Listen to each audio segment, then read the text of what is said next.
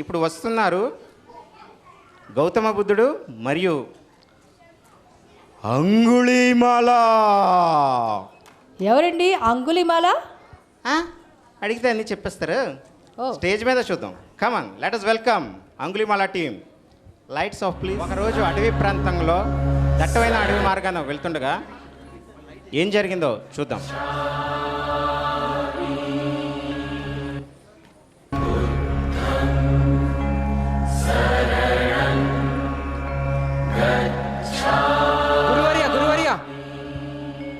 గురువర్య, ఇది ఈ మార్గం అనంత సురక్షితంగా అనిపించట్లేదు గురువర్య. ఎందుకు నాయనా? ఇది అంగుళీమాలుడుండే దట్టమైన అడవి ప్రాంతం.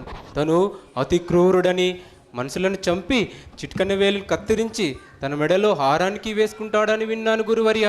పర్వాలేదు నాయనలారా, ధైర్యంగా ముందుకు నడవండి. విధిని ఎవరూ తప్పించలేరు.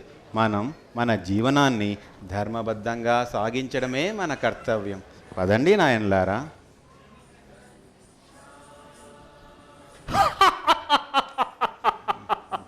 చిక్కారురా బక్క చిక్కిన పిలిక జుట్టోళ్ళారా, మీ అందరిని చంపి మీ కుడి చేతి చిటికిన వేలును కత్తిరించి నా మెడలు హారగా వేసుకుంటాను. అందరూ వరుసలో నిలబడి మీ ప్రాణాలను నాకు అర్పించండి. ఎవరు నాయనా నీవు? నేనెవరో తెలీదా?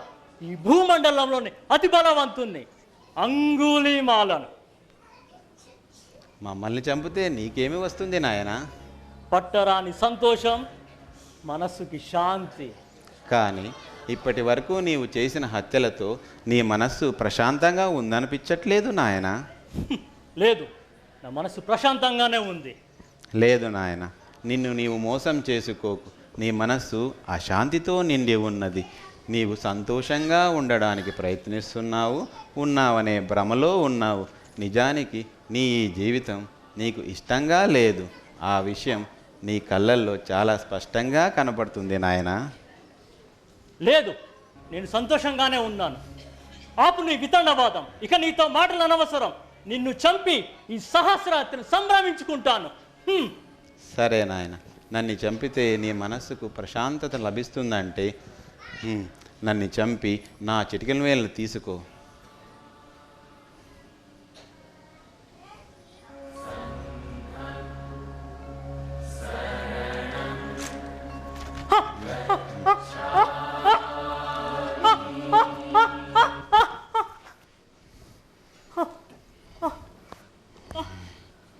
లే నాయనా, లే.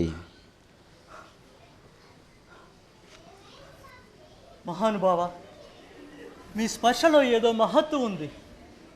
మీ ముఖ తేజస్సు, ఆ మాటల్లోని ప్రశాంతత, ఆ చిరుదరహాసం నాలోని కుర్రత్వాన్ని చంపేస్తుంది.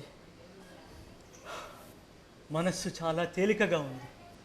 స్వామి, ఈ సంతృప్తి భావన ఇలాగే ఉండాలి. నాకు మార్గాన్ని నిర్దేశించండి. నాయన, నీ గతంతో మనకు పని లేదు. నీవు నేటి నుండి మాలో ఒకడివి. ఇప్పటి నుండి నీవు అహింసక అనే నామధేయంతో పిలువబడతావు. పదండి నాయనలారా, ఆశ్రమానికి వెళ్దాం.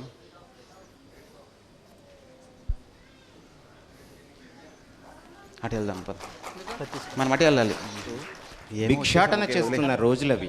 కర్రలు ఇచ్చే వాళ్ళకి. ఒకరోజు అహింసకుడు దగ్గరలో ఉన్న ఒక గ్రామానికి భిక్షాటనకు వెళ్ళినప్పుడు ఏం జరిగిందంటే,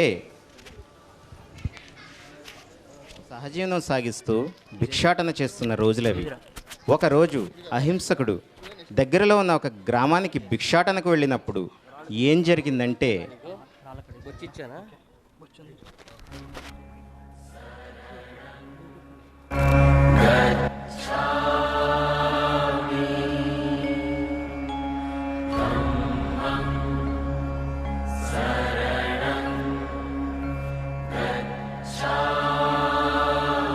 అరే, అతను అంగుళీమాల కదా? వాడే. మారువేషంలో వచ్చినట్టున్నాడు. అతన్ని ఊరిలోకి అడుగు పెట్టనీయొద్దు. పదండ్రా, కొడదాం. పదరా. అక్కడ అంగుళీమాలరా, దొరికితే చంపేస్తాడు. ఒంటరిగా వచ్చాడు, ఆయుధాలు కూడా లేవు. ఇదే మంచి అవకాశం. పదండ్రా, కొడదాం. పదండి పదండి పదండి పదండి పదండి పదండి పదండి.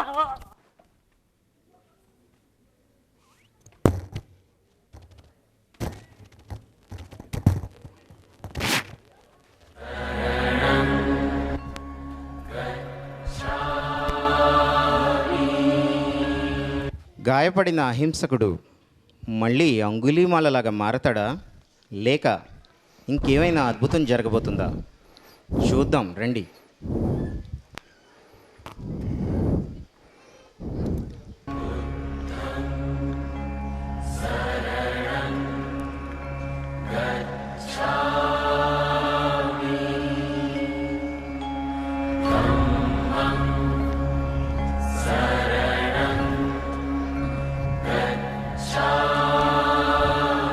నాయనా అహింసక, ఏమిటి గాయాలు? ఏం జరిగింది? స్వామి, గతంలో నేను చేసిన పాపాలకి శిక్షగా ఈ అమాయక ప్రజలు నాకు శిక్ష విధించారు. నాయన అహింసక, కర్మసిద్ధి అనేది ప్రతి మానవుని జీవితంలో తప్పని స్థితి. గతంలో నీవు చేసిన పాపాలే నీ ఈ స్థితికి కారణం నాయన. కానీ స్వామి, నాకు ఈ గాయాలేవి బాధను కలిగించడం లేదు. ఏదో తెలియని సంతృప్తిని ఇస్తున్నాయి. నాకు ఈ సంతృప్తి చిరకాలం కావాలంటే నాకు ముక్తిని ప్రసాదించండి స్వామి. నాయన, ఇప్పుడు నీ మనస్సు ఈ పశ్చాత్తాపంతో చాలా ప్రశాంతంగా ఉన్నది. నీవు మోక్షం పొందే సమయం ఆసన్నమైంది అహింసక.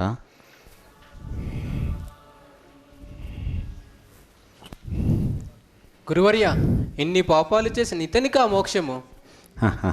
శిష్యులారా, అహింసక అంగుళీమాలగా మారడానికి కారణం తన సహచరులు, తన గురువుకు 1000 కుడిచేతి చిటికెన వేళ్లను గురుదక్షిణగా సమర్పిస్తానని మాట ఇచ్చి తను క్రూరుడుగా మారాడే తప్ప నిజానికి అతను ఒక మేధావి, సాధువు.